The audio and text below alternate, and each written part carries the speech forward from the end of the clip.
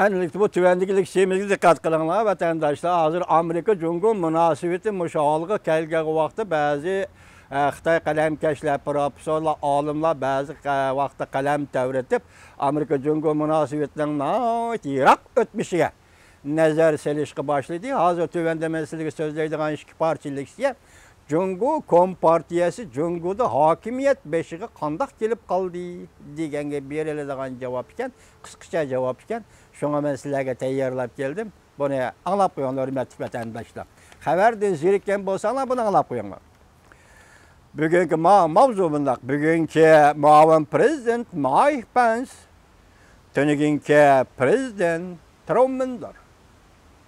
Mavzuluk makalı 10. ayının 11. günü Jungo'ga nazaret tor betidi ilan kılındı. Makalı bundak başlandı. Amerika Qo'shma Shtatlarının muavin prezidenti Pence, Jungo to'g'risida xitobnoma e'lon qilib, Xitoylar dunyosini, ya'ni Jungoluklar yashayotgan dunyoni titratib. Muavin prezident Pence xitobnomasi Amerika Qo'shma Shtatlari hukumatining Manchun xandalligining oxirgi davridan boshlab Jungoga bergan yordamini ochiqlashtirdi va oydinlashtirdi. Gerçi o'ttirda Koreya urushi bo'lib o'tgan bo'lsin. Bugünkü Qizil Jungo ustida to'xtaldi muavin prezident Pence. Deng Xiaoping ishni aytib o'tgandan keyin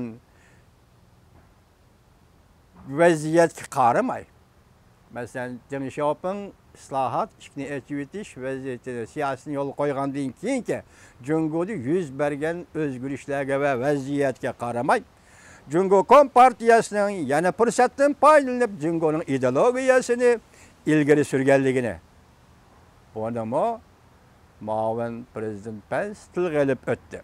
G'arb matbuoti va madaniyatiga cheritish bilan muomala qilib, kamsitish bilan muomala qilib Jungo Kompartiyasi erkin dunyoning asoslari va manfaatiga xiris qilganligi to'g'risida bu muavin prezident Pence o'zining nutqida to'xtalib o'tdi.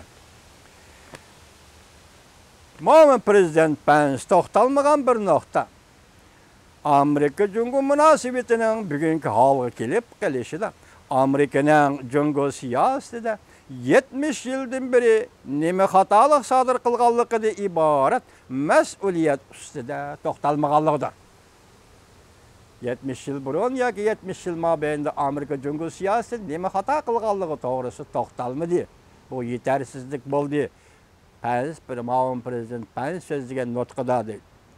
1945-yili Junxuamingo Amerika bilan mo'riga taraf ikki dunyo urushi, ya'ni Tinch okean urushining g'alabasini qo'lga keltirib, happy ending, İngiliz şundak deydi ki ben şundak adıyla yazıp koydum. Happy ending, yani Cangdeşi'nin inaveti şu vakta yukarı örülgen idi. Kuomintang Jungo'sunun inaveti, Cangdeşi'nin inaveti yukarı örülgen idi.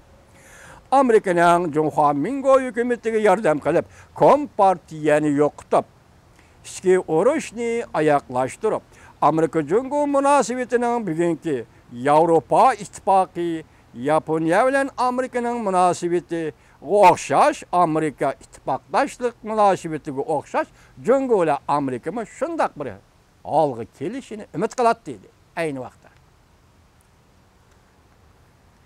Lekin ikki dona atom bombasi Yaponiyani bombalagandan keyin Stalin Qizil armiyasini avatib Jungoning sharq shimoliy yoki biz takrorlaydigan Manjuriyani ishg'ol qilib, taslim bo'lgan Yaponiya armiyasining harbiy qurol-yarog'larini qo'lga keltirib, yig'ib olib, Osiyoni qizillashtirish niyatini oshkorladi. Ya'ni Jungo Kompartiyasini qo'llab Stalin Osiyoni qizillashtirish niyatini oshkorladi. Yani anda akopda yatkan Jungo Kompartiyasi Sharq Shimolning Tuzlan rayon afzalligidan foydalanib, Sharq Shimolning Tuzlan rayon afzalligidan foydalanib, general Limbiyoni avatib Sharq Shimolga kirgizib, Sharq Shimolda sobiq Sovetlar bilan birlashdi. Demek Yaponiya teslim bolgandaki Şarkı Şimal yoki Manjuriyada Sovet armiyasi bilan Jungo armiyasi, Limbiyaning armiyasi birlashdi. Kompartiya armiyasi sobiq Sovetlar topshirib bergan Yaponiyaning harbiy qurol-yarog'larini qabul qildi. Xuddi yo'l boshqa qanot chiqqandek kuchli armiyaga aylandi. Amerika bo'lsa cho'ng bilan Yan'an orlig'ida Kompartiya bilan Kuomintang partiyasini murassaga keltirib, parlament demokratiyasini ishga oshirib, ikki partiya navbatlashib, hokimiyat yurgizadigan siyosiy tuzum barpo qilishga urindi. Yoki mush yo'lda ishladi. Amerika shunday qildi.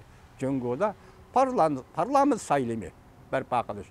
Ikki partiya, Kuomintang Kompartiya navbat bilan Jungoni boshqarish. Sobiq Sovetlar chaqmoq tezligida qo'l soldi.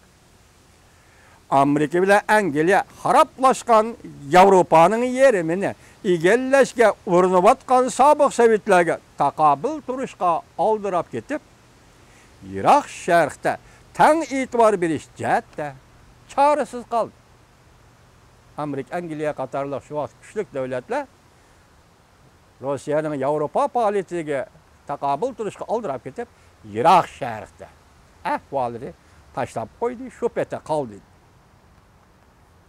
Shuning bilan ham xiyollar barbod bo'ldi. Masalan, parlament tuzumini Jungoda yo'l qo'yish ham xiyollar barbod bo'ldi. 1948-yili Kuomintang bilan Kompartiyaning ichki urushi hal qilg'uch bir davrga kirib keldi.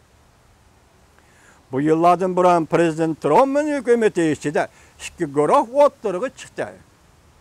Davlat ishlar katibi Marshall alayida diqqatni Yevropaga qo'ydi. Shundaqla Amerika jangjiyishiga beradigan yordamni to'xtatish kerak deb hisobladi. Dal shu vaqtda Amerika jangjiyishiga beradigan yordamni, ya Kuomintangga beradigan yordamni to'xtatish kerak deb hisobladi.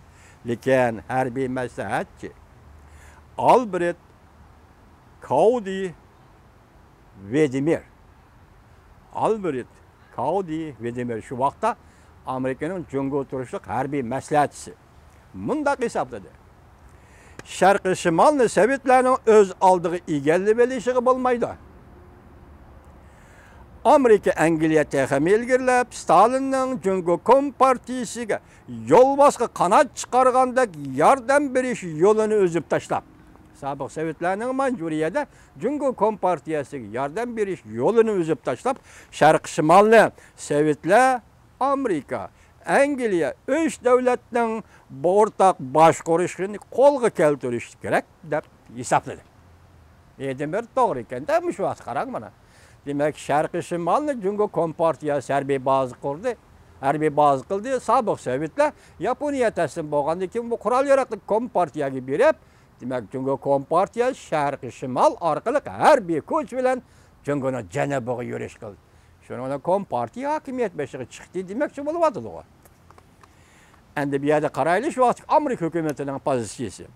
Lekin davlat ishlar kotibi Marshall jangjishi chetga qaqqan amerikalik harbiy ishlar maslahatchisi, yana bir maslahatchi Warren Stilwell ning ta'siriga uchrab, jangjishiga nisbatan qo'shig'ida g'om saqladi. Shu vaqtda davlat ishlar kotibi Marshall ikkinchi bir generalning yoki jangjishidan zarba yegan generalning, amerikalik generalning gaplariga ishinib, uning ta'siriga uchrab, Amerika jangjishiga nisbatan qo'shig'ida g'om saqladi. Marshall Angliya, Amerika sobiq Sovetlarning Sharqi Shimolning egilik huquqini bo'lib boshqarishga qarshi turib, bu Jungoning egilik huquqiga hurmat qilmaganlik deb hisoblashdi. Yaltı yığını aldı kayını bulup atkaçlar cuma hürmetli vatandaşlar.